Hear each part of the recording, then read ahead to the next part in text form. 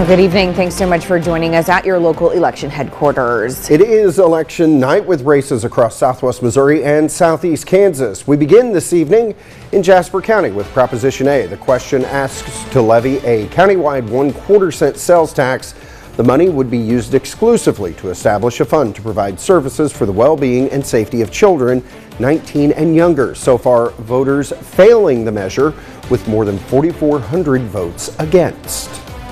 The Joplin School Board had 2 seats up for grabs. David Weber and Lori Musser win the race, defeating opponents Thomas Ross and Derek Gander. They will each serve a 3-year term. 2 questions now on the ballot from the Carthage School District today. Question 1 asking voters to eliminate sunset provisions for its operating tax levy while increasing the levy ceiling from $3.05 to $3.60 per $100 assessed valuation.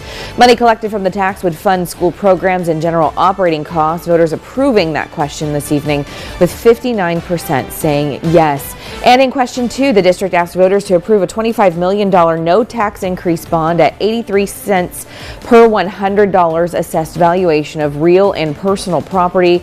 That money would go toward the acquisition, construction, and improvement of school buildings, including a new auditorium and classroom space. 64% of voters are saying yes to that bond. And we'll stay in Carthage. Voters electing a new mayor today. David Bryn Flanagan defeating Ed Hardesty will serve a 1-year term.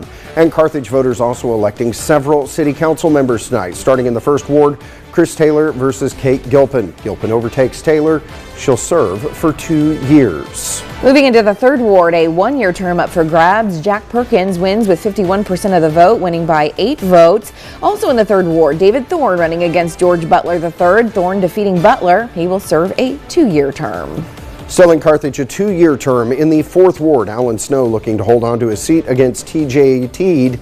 Snow wins re-election with 74% of the vote. And finally, in the 5th Ward, Keith Hurlbut running against Ron Wells for a 2-year term. Wells defeating Hurlbut with support from 54% of voters. We move across the state line now to Kansas, where Galena USD 499 bringing a question before voters today. That question, or the district asking for bonds of no more than $7.5 million to renovate Liberty Elementary and the high school and to build a new early childhood facility. 83% of voters say yes to the question. And then over back in Missouri, we take a look at the city of Neosho. Proposition A asking voters to impose a 3% use tax on out-of-state vendors. The new tax would match the current local sales tax if it is raised or lowered in the future. Voters turned down that question with 51% voting no. And then Newton and McDonald County voters decide the East Newton School District's Proposition Safe Kids. It would allow the district to borrow $5.6 million to build 2 multi-purpose storm shelters on the Granby and Triway campuses and use leftover funds for improvements to existing facilities. 51% of voters say no to that, or are saying, it looks like 83% are saying yes, And the Seneca School District also asking voters to approve a bond for $9 million. The school would use the money to build a new career center for career exploration at the high school and construct safe rooms at the junior high. That question passes with more than 300 yes votes. Also in Seneca, the Fire Protection District requesting a 25 cents per $100 assessed valuation tax increase to support firefighting in the district. That proposition failed by just 17 votes. And we head over to Sarcoxie, where voters decided Proposition Care today. The school district asking for $2.5 million to make a variety of improvements, including HVAC installation at the Wildwood Elementary gym, new turf and scoreboards, and playground equipment. The updates would be funded by a 45 cents per $100 valuation tax levy. Voters so far denying that measure, with 100% of the votes in, 72% saying no. Meanwhile, the city of Sarcoxie posing its marijuana tax question today.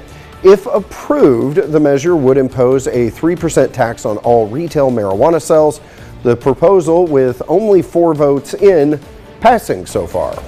We'll shift our focus over to Jasper next. Voters deciding the Jasper R5 School District's Proposition Levy for Learning. And today, earmarked for attracting staff and covering operating expenses. It asks to increase the operating tax by 88 cents per $100 valuation starting in the 2025 tax year.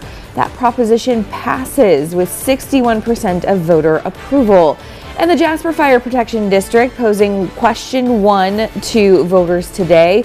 Voters say yes to the measure with 62% of the vote. It levies a tax of no more than 30 cents per $100 valuation to hire more personnel to the department and improve firefighting response. And of course, you can find all of these election results and more from your local election headquarters. We have more coming up after weather, but if you want to look now, you can go to 4stateshomepage.com.